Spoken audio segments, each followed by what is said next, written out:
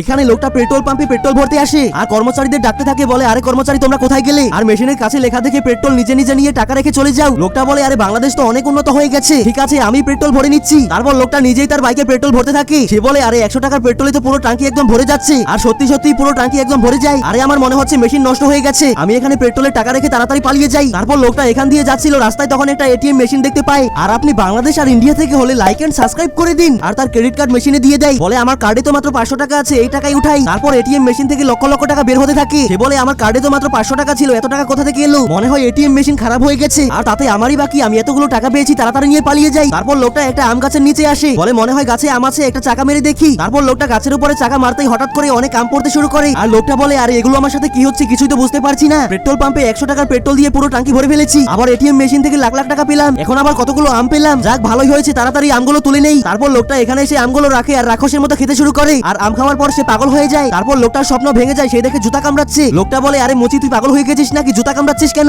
লোকটা বলে আরে ভাই তুমি আমায় কেন জাগালে, কত সুন্দর একটা স্বপ্ন দেখছিলাম, স্বপ্নে আমি কত বড় লোক ছিলাম আর বাস্তবে আমি একজন মুচি। এটা বলে কান্না করতে শুরু করে।